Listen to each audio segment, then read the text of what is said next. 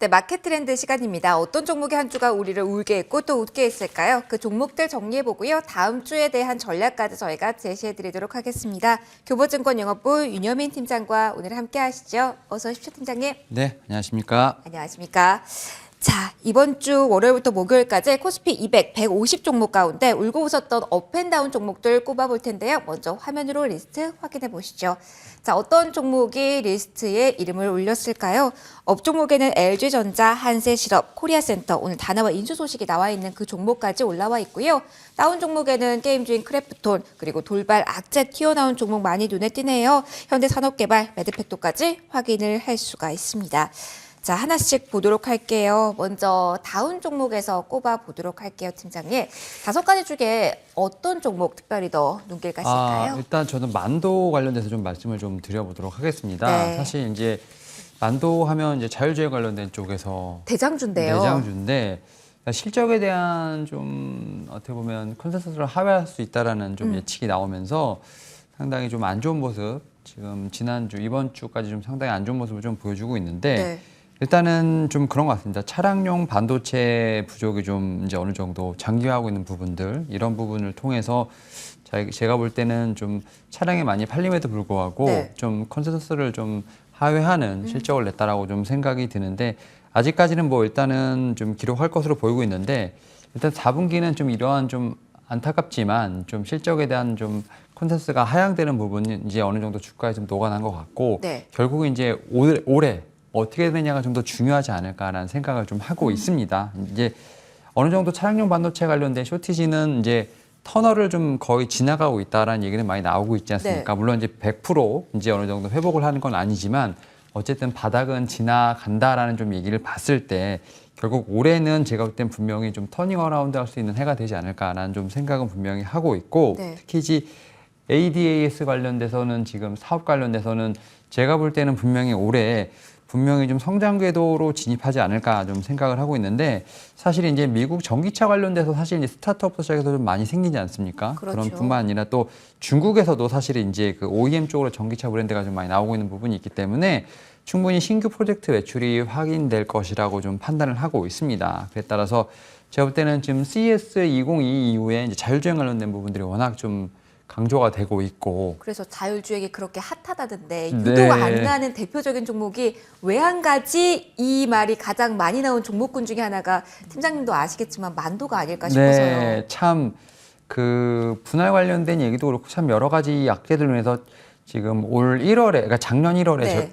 형성했던 전고점을 못 넘어가고 있는 부분이 있는데 오히려 이제 올해는 실적을 통해서 어떻게 보면 이런 부분을 좀 증명이 되지 않을까 좀 생각을 하면서 일단 뭐 하락 종목에 있지만 네. 오히려 이제는 좀 실적을 확인하고 올해 좀 가이던스를 확인한다고 한다면 충분히 제가 볼 때는 다시 한번 반등할 수 있는 여지는 마련할 수 있지 않을까 생각하고 있습니다. 조만간 반등의 계기를 마련할 수 있을 것이다 라는 이야기를 해주셨고요. 이제 업종목 중에서 보도록 하겠습니다. 어느 종목 추가적으로 코멘트 들어볼까요, 팀장님?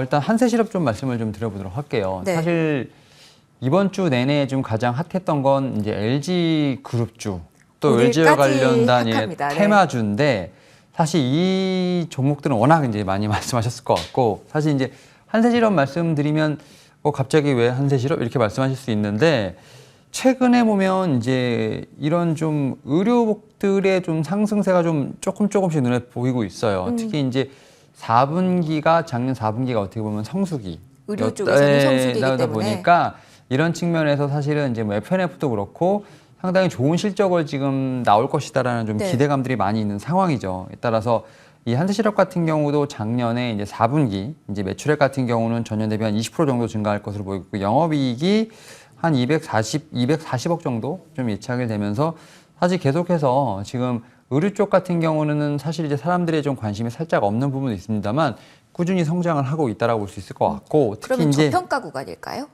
저평가 구간이라고 볼 수 있겠습니다만 또 다른 한편으로 보게 된다면 시장의 관심에 좀 들어와야 되는 부분도 좀 있지 않을까 생각을 하고 있는데 네.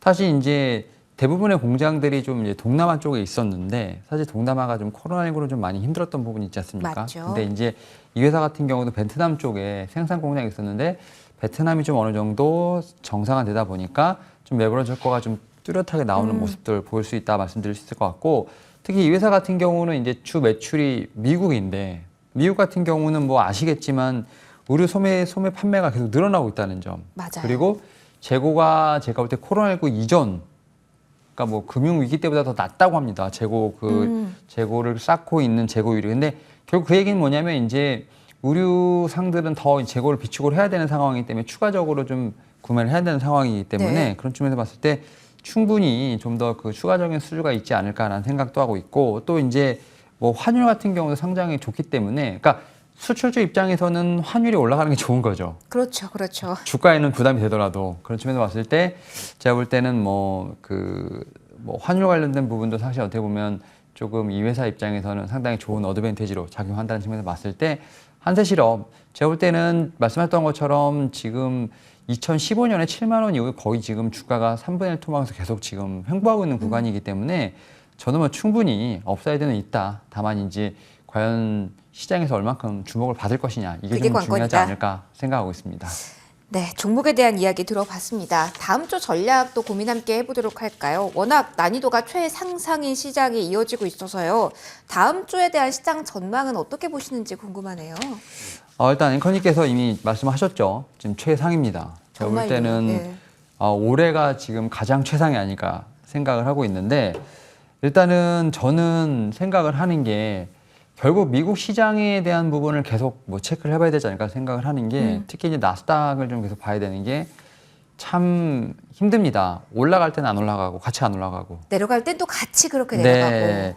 그러다 보니까 좀 이제 지수 자체만 놓고 봤을 때는 좀 야속한 부분이 있는데 다만 이제 나스닥 같은 경우는 2020년부터 2021년까지 2년 동안 2배가 오르고 사실 고점에서 약간의 좀 조정이기 때문에 사실은 조정이라고 볼 수도 없는 상황이에요. 근데 이제 네. 우리나라 같은 경우는 좀 너무 힘들다 보니까 그런 측면에서 좀 단기적인 지지 여부가 좀 체크가 되지 않을까 생각하고 있고 그리고 이제 또 보시면 알겠지만 지수보다는 그러다 보니까 좀 종목 장세 이런 측면에서 봤을 때 다음 주도 좀 그런 부분이 체크가 돼야 되지 않을까 생각하고 있습니다.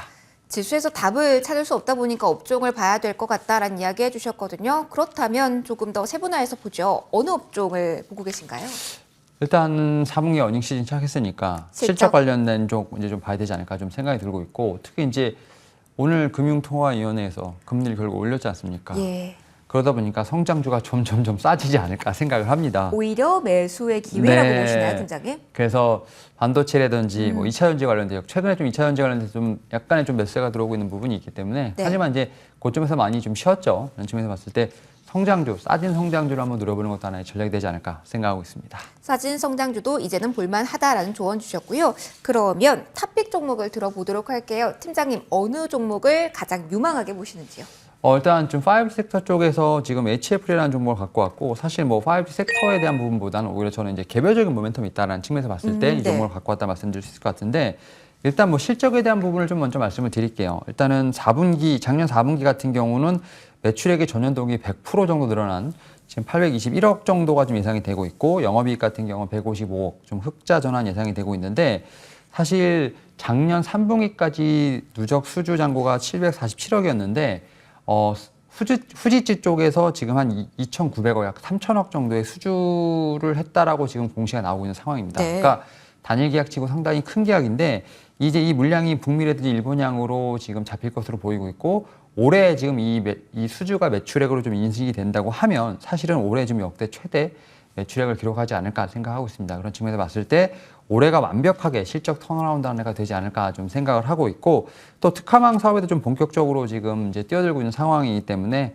뭐 회사 같은 경우는 지금 SK텔레콤과 이제 MOU를 맺었고 인텔스 인수하는 등 여건 특화망 좀 사업도 좀 상당히 활발하게 펼쳐지고 있다는 점에서 이 종목 같은 경우는 지금 5G 통신 장비 쪽에서 그래도 탑픽으로 좀 말씀을 드리는 게 맞다라고 말씀드릴 수 있을 것 같습니다.